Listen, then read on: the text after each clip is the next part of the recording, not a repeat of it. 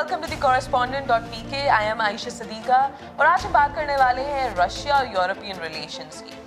Russia European relations के अंदर एक नई डेवलपमेंट हुई है जिसके अंदर रशिया ने फिनलैंड की गैस सप्लाई रोक दी है। And why is that? क्यों रोकी गई है फिनलैंड की gas supply? Is it because Finland NATO join कर रहा है?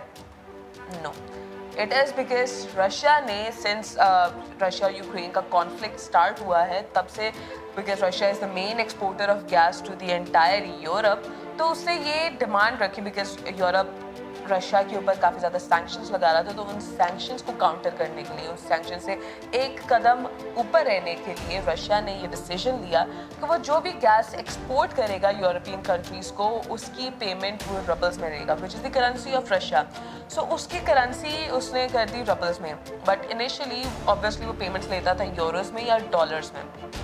सो अपनी करेंसी को मजबूत करने के लिए और ये सैंक्शंस को, इकोनॉमिक सैंक्शंस, फाइनेंशियल सैंक्शंस को काउंटर करने के लिए, वो अपनी करेंसी को स्ट्रॉन्ग बनाने के लिए रशिया ने डिसीजन लिया कि वो गैस की पेमेंट्स रबल्स में लेगा।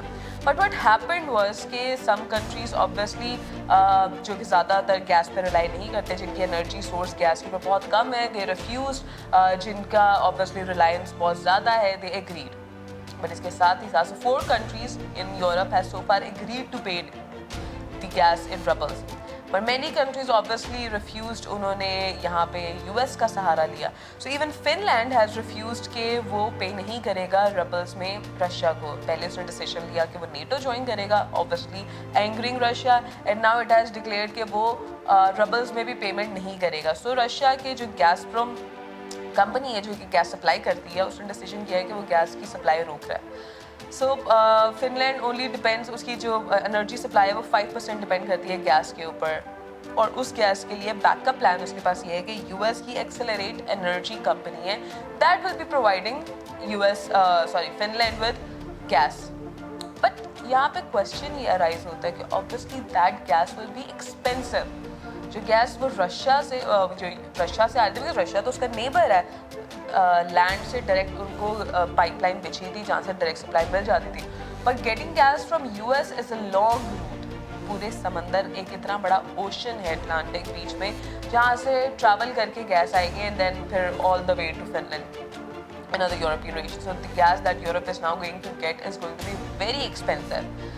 बट यहाँ पे हमें वेस्ट की यूनिटी कह लें या फिर उनकी हिपोक्रेसी कह लें, वो नज़र आती है कि वो रशिया को कमज़ोर करने के लिए किसी भी हद तक जा सकते हैं। वो उसको फाइनेंशियली किसी तरह भी कमज़ोर करने का कोई मौका जाने नहीं देंगे। उसके ऊपर हैवी से हैवी सैंक्शंस, बेशक उनको खुद नुकसान उठाना पड़े financially, economically, they will face it but not get the benefit to Russia.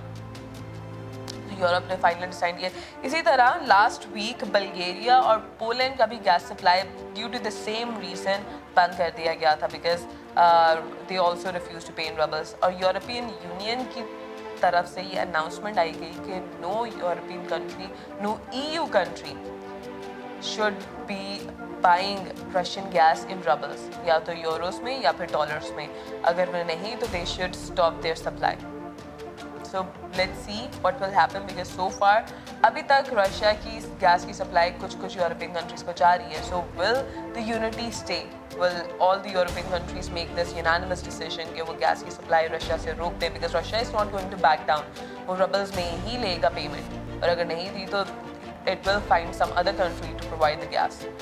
Let's see what happens.